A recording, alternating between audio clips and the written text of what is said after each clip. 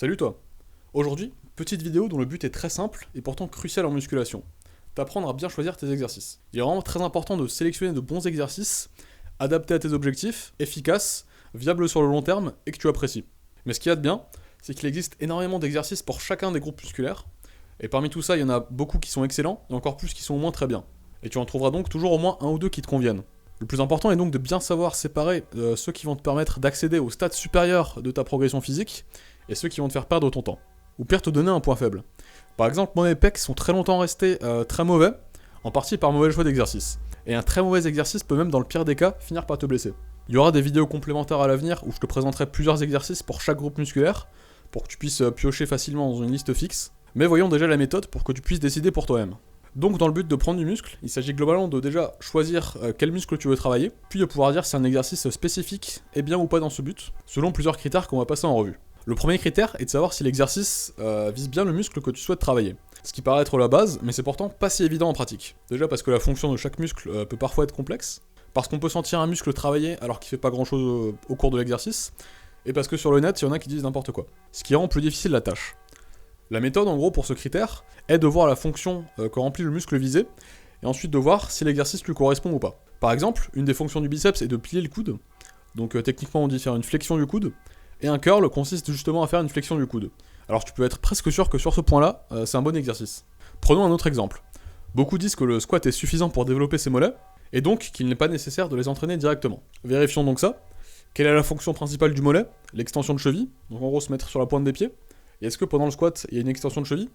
Non, ou quasiment pas. C'est donc probablement pas un très bon exercice pour les mollets. Dernier exemple un peu plus épineux et complexe, le pullover, qui est un excellent exercice que j'ai présenté dans ma vidéo sur les 6 exos les plus sous-cotés. Certains le sentent dans les hauts des pecs, dont moi, mais si on regarde le mouvement et la fonction des pecs, on se rend compte que c'est vraiment un exercice médiocre pour les pecs, même pour le haut. Ensuite, deuxième critère, c'est la stabilité et la standardisation. Il faut qu'un exercice soit assez stable pour bien développer muscles et force, pour une raison simple. Si le système nerveux qui décide de la quantité de force à envoyer dans chaque mouvement, sans qu'on est sur une surface instable, il n'engage pas du tout le nombre maximum d'unités motrices du muscle, donc on le stimule jamais suffisamment. Donc on ne prend ni force ni muscle avec un exercice trop instable. C'est pour ça par exemple qu'un squat sur une Bosu Ball est un exercice pourri. L'instabilité empêche d'aller suffisamment lourd pour stimuler de manière adéquate le muscle et la prise de force. Pareil pour tout autre exercice avec une Bosu Ball, par exemple le développé couché avec le dos sur une Bosu Ball. Pour les mêmes raisons, on peut pas produire assez de force dessus, parce qu'il est trop instable. Mais il faut juste un minimum de stabilité, faut pas toujours viser le maximum de stabilité, sinon les exercices aux machines seraient toujours les meilleurs. Alors que par exemple les haltères sont moins stables que les exos à la barre, mais se rattrapent sur d'autres points, comme l'étirement accentué, qui est un critère qu'on verra plus tard. Il faut aussi que chaque rep puisse se ressembler, donc on puisse avoir une technique standardisée pour pouvoir comparer de séance en séance et voir si on progresse, ce que l'instabilité rend bien plus compliqué. Ensuite, critère très simple, si tu peux progresser dessus facilement, donc en général, si on peut facilement le lester.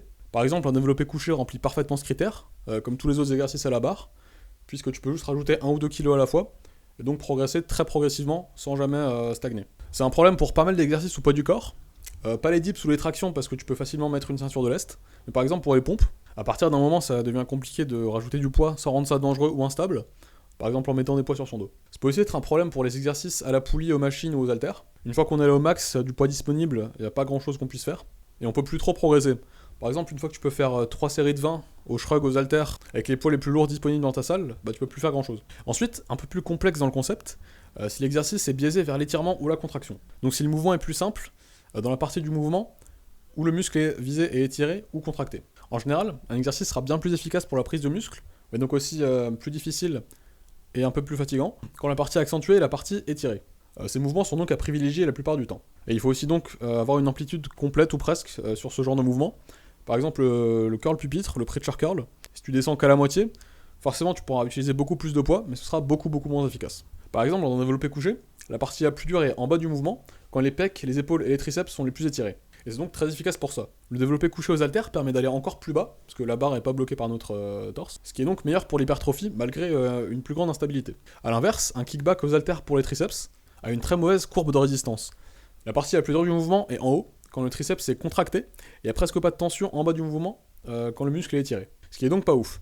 Ça peut être corrigé en faisant cet exercice à la poulie. Les machines bien faites ont d'ailleurs souvent une courbe de résistance adaptée au mouvement, mais c'est pas toujours le cas pour les exos aux haltères ou à la barre. Il y a aussi des courbes de résistance où c'est de la même difficulté tout au long du mouvement, ou c'est plus difficile au milieu entre l'étirement et la contraction. Jusque-là, c'était des critères plutôt objectifs, mais le choix d'exercice optimal change aussi selon la personne, et ça de plusieurs manières. La première et la plus évidente, c'est si t'aimes l'exercice ou pas. Tout simplement, si tu détestes un exercice, tu le feras sûrement de manière moins intensive, tu essaieras sûrement de l'esquiver le plus possible, donc ce sera beaucoup moins efficace. Et ça peut même te faire passer l'envie de t'entraîner tout court si ton programme est rempli d'exercices que tu détestes.